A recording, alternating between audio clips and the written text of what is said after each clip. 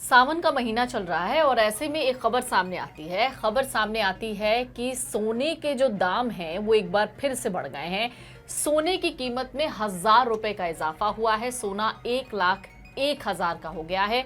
वहीं अगर बात करें चांदी की तो 4,000 रुपए चांदी में इजाफा हुआ है। और कुल मिलाकर कहें तो सोना और चांदी की जो कीमतें हैं वो लगातार बढ़ रही हैं। लेकिन क्यों? क्या अब ये ग्राहकों के लिए घाटे का सौदा होता जा रहा है? अगर आप सोना खरीद रहे हैं तो क्या ये इस वक्त सही समय नहीं है कि आप सोना खरीदें? ऐसे कई सवाल हैं जो इस वक्त सबको जानने जरूरी हैं। ये भी जानना पड़ेगा कि भारत में सोने का कितना भंडार है, विदेशों में सोना कितना है और सबसे ज्यादा सोना किसके पास है। ऐसे कई दिलचस्प सवाल जिसके जवाब आज हम अपने वरिष्ठ सहयोगी वरुण से जानने की कोशिश करेंगे। वरुण, सबसे पहले आज का भाव। देखिए, जब हम सोने और चांदी के भाव की बात कर रहे हैं तो जैसा आपने बताया कि जो सोना है वो लगातार उसकी कीमतें बढ़ रही हैं और आज जो उसकी कीमत है, जो 24 कैरेट सोना है वो 1 लाख को पार कर गया है और वो करीब 10,251 रुपये प्रति ग्राम पर पहुंच गया है। और जो चांदी की जब हम बात करते हैं तो 10 ग्राम चांदी की कीमत करीब 1153 रुपये हो गई है। 1 किलोग्राम चांदी की कीमत 1,15,000 रुपये से ज़्यादा हो गई है। तो लोगों के जहन में इस वक्त ये सवाल है कि सोना और चांदी की कीमतें क्यों बढ़ रही हैं और क्या हमें सोना और चांदी अभी खरीद लेना चाहिए? क्या ये कीमतें और बढ़ेंगी या आने वाले वक्त में ये कीमतें कम हो सकती हैं? तो आज हम इस वीडियो के माध्यम से तमाम सवालों का जवाब देने की कोशिश करेंगे। साथ में कुछ दिलचस्प पहलू सोने और चांदी को लेकर बताएंगे। तो आज इसकी शुरुआत करते हैं। जी पल्लवी, शुरुआत करते हैं, लेकिन शुरुआत सबसे पहले उस सवाल से करते हैं कि जो सोने की कीमत है वो इतनी ज़्यादा क्यों बढ़ रही है और हमारे पास इसका क्या उपाय है। देखिए, हमारे पास इसका कोई उपाय नहीं, लेकिन हमें खरीदना चाहिए या नहीं खरीदना चाहिए, ये सही समय है या नहीं सोना या चांदी खरीदने का, वो वरुण अगर मैं आपसे जानना चाहूँ। देखिए, जो कीमतें बढ़ रही हैं तो उसके पीछे कई कारण हैं, जिसमें से एक बहुत महत्वपूर्ण कारण जिसको हम मानते हैं वो है पूरी दुनिया में इस वक्त क्या परिस्थिति चल रही है। हम देखें कि पूरी दुनिया में इस वक्त एक अनिश्चितता का माहौल है। रूस और यूक्रेन का जो युद्ध है वो ख़त्म नहीं होके दे रहा। अमेरिका और चीन के बीच एक हमें अजीब सा तनाव दिखाई देता है। हमें डॉलर इंडेक्स में एक उतार चढ़ाव दिखाई देता है। अमेरिका में जो ब्याज दरें हैं उनको लेकर हमें कई तरीके की लगातार खबरें सामने आती हैं। मिडिल ईस्ट में जो माहौल बना हुआ है, जो माहौल हम देखें इजराइल और ईरान के बीच में है, जो माहौल इजराइल और फ़लस्तीन के बीच में है, वो बार बार वहाँ से उस तरह की खबरें सामने आती हैं। क्रूड ऑयल की कीमतों को लेकर अलग अलग तरीके की खबरें सामने आती हैं। तो जब इतनी अनिश्चितता का माहौल होता है तब ऐसे में सोने की कीमतें ऊपर जाती ही जाती हैं। बहुत इसका सिंपल फार्मूला है कि जब दो देशों के बीच में युद्ध होता है तब आप अपनी जमीन को लेकर भाग नहीं सकते हैं, आप सोने को लेकर भाग सकते हैं। बिल्कुल। जब ऐसी परिस्थिति बनती है कि जब आपको माइग्रेट करना होता है, जब ऐसी परिस्थिति बनती है कि आप निवेश कहाँ करें कि ये ऊपर जाएगा, तो जमीनों में निवेश करना ऐसे वक्त में बहुत अच्छा सौदा नहीं माना जाता है। ऐसी स्थिति में माना जाता है आप गोल्ड में निवेश कर दीजिए, आप किसी ऐसी कमोडिटी में निवेश करिए जो ऊपर जाएगी।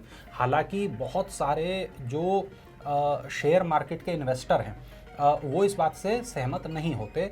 उनका ये मानना होता है कि गोल्ड बिल्कुल बेकार की चीज़ है। लेकिन हाँ, जब आप अपने जो पोर्टफोलियो है जब आप उसको डाइवर्सिफाई करते हैं तो उसमें आप कुछ हिस्सा गोल्ड का रखते हैं, चाहे वो 10% रखें या 20% रखें, या आपकी मर्जी के ऊपर निर्भर है।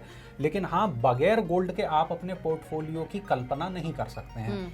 आपका जो निवेश है उसमें गोल्ड का एक महत्वपूर्ण स्थान होना ही चाहिए। जी, भारतीय संदर्भ में देखें तो रुपया जो है उसकी कमजोरी डॉलर के मुकाबले वो एक महत्वपूर्ण बात हो जाती है। जेम्स और ज्वेलरी सेक्टर में जैसा हमने लगातार हम इस शो में बताते हैं कि निर्यात भारत से बहुत ज़्यादा होता है दूसरे देशों को, तो इस वजह से भी गोल्ड की कीमत बहुत ज़्यादा हो जाती है। और ग्रामीण भारत में जो मांग है वो लगातार बढ़ती जा रही है गोल्ड की, क्योंकि आदमी पाई पाई बचाता है और कोशिश करता है गोल्ड लेने की। शादी के लिए ये गोल्ड लिया जाता है, त्योहारों के लिए ये गोल्ड लिया जाता है, ये गोल्ड बुरे वक्त के लिए लिया जाता है। और अब पिछले वक्त से आप देखते हैं, मतलब जब हम छोटे थे हमने उस तरीके की चीज़ें नहीं देखी थी, लेकिन अब जैसे जैसे हम महानगरों में शिफ्ट हुए हमने देखा कि अच्छा गोल्ड गिरवी रख के आप लोन ले सकते हैं। तब आप अपने क्षेत्र के जो लोकल सुनार हैं उनके पास गोल्ड गिरवी रखते थे, वहाँ से लोन लेते थे। लेकिन अब ये जो सिस्टम है ये बहुत बड़ा हो गया, बड़ी बड़ी कंपनियां जो है बैंक आपका गोल्ड गिरवी रख के आपको पैसा देते हैं। तो ये एक बहुत बड़ा नेटवर्क है, बहुत बड़ा सिस्टम है। तो गोल्ड पे भरोसा लोगों का तब भी था, गोल्ड पे भरोसा लोगों का आज भी है। मतलब अभी भी हम गोल्ड में इन्वेस्ट कर सकते हैं चाहे तो 1 लाख से पार होने के बाद? जी। अगर देखिए आप लॉन्ग टर्म निवेशक हैं, आप ऐसा नहीं करते कि आज खरीदा कल बेचा, परसों खरीदा अगले दिन बेच दिया, तो आप गोल्ड में ज़रूर निवेश कर सकते हैं। गोल्ड को आप जितने वक्त होल्ड रखेंगे आप ये मानिए उसकी कीमतें ऊपर ही जाएंगी, वो कभी आपको धोखा नहीं देगा। जो एक पैटर्न, जो एक डेटा, जो एक चार्ट देखा गया है उसमें यही बताया है कि गोल्ड की कीमतें थोड़ा मोड़ा अस्थिर होती हैं, कई बार नीचे जाता है, लेकिन आप अगर इंतज़ार कर सकते हैं तो आप ये देखिए कि गोल्ड की कीमतें हमेशा ऊपर की तरफ ही जाती हैं। और एक्सपर्ट ऐसा मानते हैं कि आने वाले वक्त में गोल्ड की कीमतें और ज़्यादा ऊपर जा सकती हैं। जब हम देखें कि गोल्ड की खपत भारत में सबसे ज़्यादा कहाँ होती है, तो तमिलनाडु में, केरल में, आंध्र प्रदेश में, गुजरात में, महाराष्ट्र में, यहाँ हमारे यहाँ गोल्ड की सबसे बड़े ये उपभोक्ता राज्य हैं। और भारत में करीब हर साल करीब 800-900 टन जो सोने की खपत है वो होती है। और भारत में चांदी में भी लोग बहुत इन्वेस्ट करने में इच्छुक होते हैं, क्योंकि हर कोई गोल्ड नहीं खरीद पाता, तो इसलिए वो चांदी में इन्वेस्ट करना चाहता है। दूसरी बात, चांदी के अब बहुत सारे ऐसे यूज़ होने लगे हैं जो पहले हमें नहीं पता थे। चांदी के जो उद्योग हमारे हैं उसमें चांदी की बहुत खपत होती है, सोलर पैनल में, इलेक्ट्रॉनिक्स में, ईवी बैटरीज में, ऐसी कई चीज़ों में जो चांदी की खपत होती है, जिसकी वजह से चांदी की कीमतें लगातार बढ़ती जा रही हैं। जब हम टैक्स की बात करते हैं तो हाँ, सोने और चांदी पे टैक्स भी लगता है, उसका एक टैक्सेशन का सिस्टम है। आप अपने सीए से डिस्कस करेंगे, मुझे लगता है कि वो बेहतर इसके बारे में आपको बता देंगे। अब एक सवाल ये भी है कि हम कितना सोना और चांदी मंगाते हैं, तो रिपोर्ट हमारी ये बताती है कि जैसे 800 से 1000 टन सोना हर साल हम लोग आयात करते हैं। और हमारा जो सबसे ज़्यादा आयात है वो स्विट्ज़रलैंड से होता है, यूएई से होता है और अफ्रीका से होता है। भारत में सोना निकाला भी जाता है, हम लोग खुद सोने के उत्पादक भी हैं, लेकिन ये बहुत कम है। हमारे यहाँ कोलार की खानें हैं, हुत्ती की खदानें हैं, लेकिन हमारा जो कुल उत्पादन है वो तकरीबन 2 टन प्रति वर्ष है, लेकिन हमारा जो खपत है वो 800 टन है। तो हम अपनी जो ज़रूरत का गोल्ड है वो हम दूसरे देशों से ही मंगाते हैं। सरकार कई तरीके से आपको ये विकल्प देती है कि आप गोल्ड में इन्वेस्ट कर पाएँ। आप गोल्ड ETF के ज़रिए इन्वेस्ट कर सकते हैं, डिजिटल गोल्ड के ज़रिए आप इन्वेस्ट कर सकते हैं। बहुत से हमारे साथी हैं, हमारे न्यूज़ रूम में भी हैं, वो गोल्ड में इन्वेस्ट करने की उनकी इच्छा तो थी, लेकिन उनको नहीं पता था कि गोल्ड में आप कैसे इन्वेस्ट कर सकते हैं। तो आप चाहे गूगल पे, फ़ोन पे, पेटीएम, आप कुछ भी चलाते हैं, वहाँ जाकर भी आप 1 रुपये से लेकर गोल्ड में इन्वेस्ट करना शुरू कर सकते हैं। बहुत सारे हमारे साथी ऐसे होते हैं कि जो दिन भर में कुछ छोटे मोटे खर्च उनके होते हैं, चाहे वो पान बीड़ी सिगरेट वाले खर्च हों, कोल्ड ड्रिंक वाले खर्च हों या कोई और खर्च हों, तो उतने ही पैसे का यदि आप गोल्ड खरीदते रहते हैं तो आने वाले वक्त में आप देखते हैं कि आपके पास एक अच्छा खासा निवेश इकट्ठा हो जाता है गोल्ड को लेकर। जब हम बात करते हैं कि एक्सपर्ट क्या भविष्यवाणी कर रहे हैं, तो तमाम एक्सपर्ट का यही मानना है कि गोल्ड की कीमतें आने वाले वक्त में ऊपर जाती ही जाती हैं। 5 सालों में हम चाहे गोल्ड के प्रदर्शन को देखें, तब हमें ये पता चलता है कि 2020 से 2025 के बीच में जो 5 सालों का रिटर्न है वो 84% से तकरीबन ज़्यादा का रहा है, और 12.8% CAGR का रिटर्न गोल्ड पर मिला है। हम ये देख रहे हैं कि गोल्ड, अगर हम 2025 की ही बात करें तो महीना दर महीना गोल्ड की जो कीमतें हैं वो बढ़ी हैं।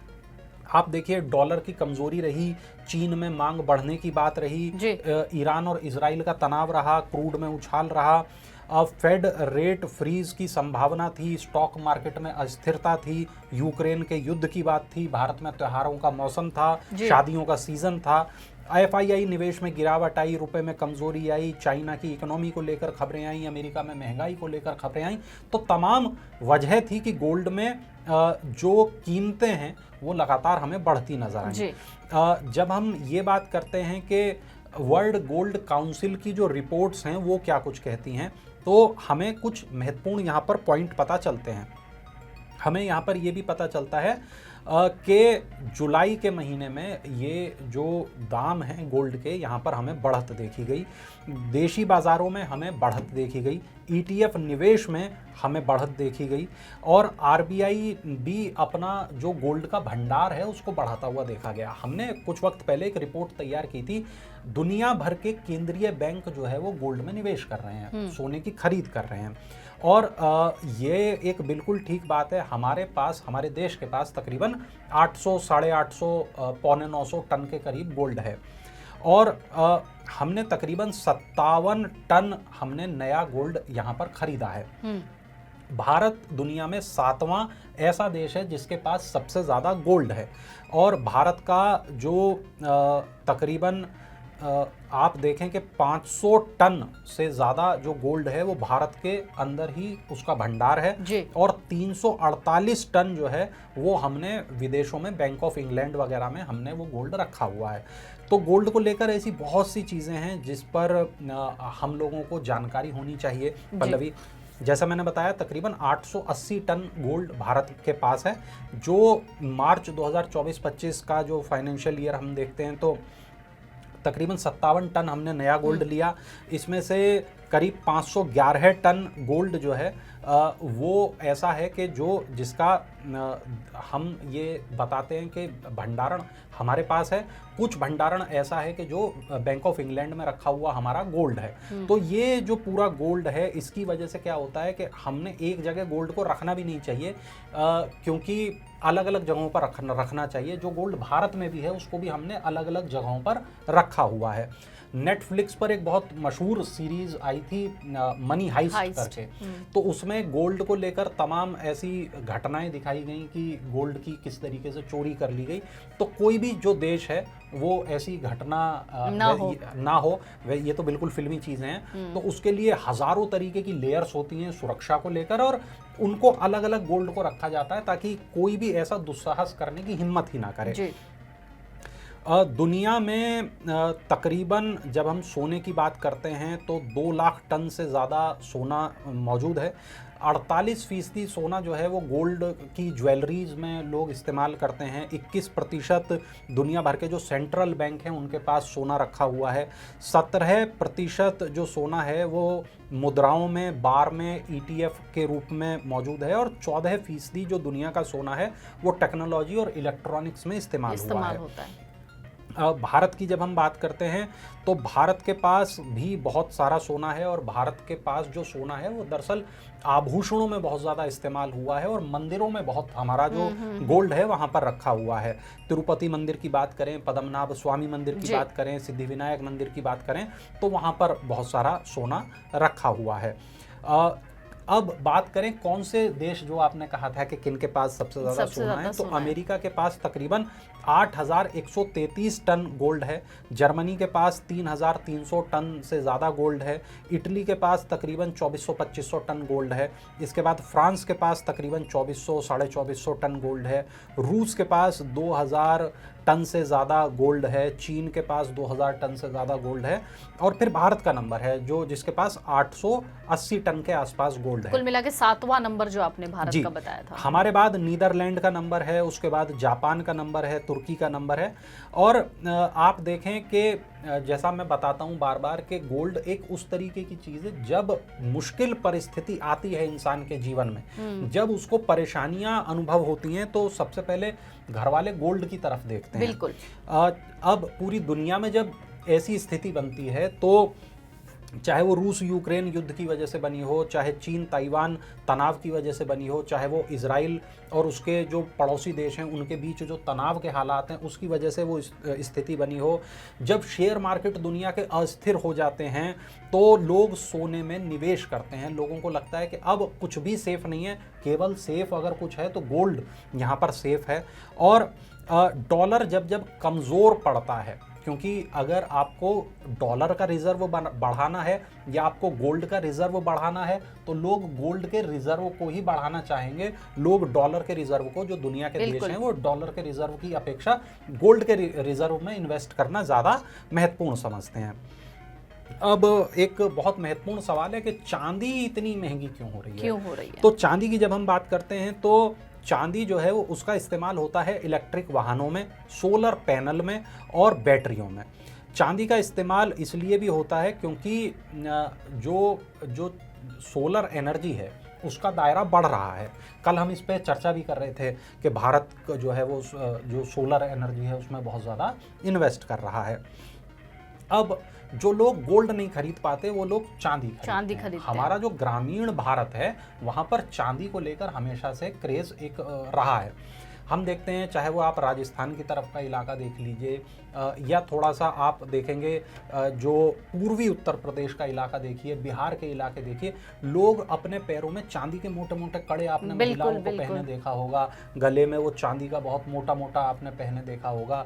तो उस तरीके की जो चांदी की जो आभूषण हैं उनको लेकर भी हमेशा से एक क्रेज का माहौल रहा है। और कुछ आभूषण सिर्फ चांदी के ही एक्सेप्ट किए जा सकते हैं, जैसे पायल। बिल्कुल बिल्कुल बिल्कुल। अब बात है कि आप किस तरह से निवेश कर सकते हैं। तो आप गोल्ड या सिल्वर के ETF के जरिए निवेश कर सकते हैं, आप डिजिटल गोल्ड या डिजिटल सिल्वर खरीद सकते हैं, आप फिजिकल फॉर्म में भी इसको ले सकते हैं, आप बार ले सकते हैं, आप बिस्किट ले सकते हैं। इसके अलावा आप ट्रेडिंग कर सकते हैं, गोल्ड की MCX पर आप ट्रेडिंग कर सकते हैं। लेकिन आपको ये देखना होगा कि आप सोने में कितना इंटरेस्टेड हैं, चांदी में कितना इंटरेस्टेड हैं, आप कितना निवेश करना चाहते हैं, आपका पोर्टफोलियो किस तरीके का है। हाँ, जब भी आप निवेश करें, जितना भी आप निवेश करें, पहले अपने फाइनेंशियल एडवाइजर की सलाह जरूर ले लें ताकि आप अपनी जो बकेट है उसको डाइवर्सिफाई कर पाएं। आप ये देख पाएं कि आप अपना कितना पैसा सोने और चांदी में लगाना चाहते हैं, कितना पैसा रियल एस्टेट में लगाना चाहते हैं, कितना पैसा शेयर्स में लगाना चाहते हैं और कितना पैसा म्यूचुअल फंड में लगाना चाहते हैं। आपको बहुत ज़रूरी होगा कि आप किसी पेशेवर सलाहकार से सलाह ज़रूर ले लें। पल्लवी। बिल्कुल। और अगर आप ये सोचते हैं कि सोना जो है वो आपके पास है तो आप इस वक्त अच्छे खासे पैसों के मालिक हैं, तो आप बिल्कुल सही सोच रहे हैं, क्योंकि इस वक्त सोना बहुत महंगा है। और अगर आपके पास पहले से सोना है, सोने के आभूषण हैं, तो वो आपके लिए बहुत बेनिफिशियल भी होगा। एक और ख़ास बात, अगर आप सोने के आभूषण बनवाते हैं तो जब आपके पास कोई बुरा वक्त पड़ता है तो आपको ये बात पता होनी चाहिए कि सोने के आभूषण जब आप सेल करने जाते हैं या फिर उसे रीसेल में या कुछ और बनवाने जाते हैं तो मेकिंग कॉस्ट कटता है, तो वहाँ पर आपको एक नुकसान हो जाता है। लेकिन जैसे वरुण ने बताया कि आप सोने के ब्रिक्स या सोने के बिस्किट खरीद सकते हैं, सिक्का खरीद सकते हैं, उसमें कोई मेकिंग नहीं होता। डिजिटल गोल्ड ले सकते हैं, तो ये आपके लिए हमेशा से फ़ायदेमंद होता है। लेकिन फिर भी आपको सोना ख़रीदना है, कितना ख़रीदना है, नहीं ख़रीदना है, और आपको अपने लिए सोने से ज़्यादा और क्या अलग हो सकता है, रियल एस्टेट में पैसा लगाना या क्या, इसके लिए आप किसी बहुत अच्छे जो सलाहकार हैं उनसे हेल्प लीजिए। जैसे कोई CA हो गए या फिर किसी और जो आपको इकोनॉमिक एक्सपर्ट होते हैं, फिनेंशियल एक्सपर्ट होते हैं, जो आपको ये समझा सकें कि आपको अपने पैसे का सही उपयोग कहाँ करना है, तो उनसे भी आप मदद ले सकते हैं। हम कोशिश करेंगे कि हम आपके लिए भी कोई ऐसा फिनेंशियल एक्सपर्ट ढूंढें और उनसे बात करें ताकि आपको भी समझ में आ जाए आपको अपना पैसा कहाँ निवेश करना है। उम्मीद है वरुण ने जो भी आपको इस वक्त समझाया कि आपको सोने के बारे में बिल्कुल जो चीज़ें बेसिक्स जान लेनी चाहिए, भारत में कितना सोना है, दुनिया भर में कितना सोना है, कितना सोना किसके पास है और आपके पास सोना है तो आप कितने फ़ायदे में हैं।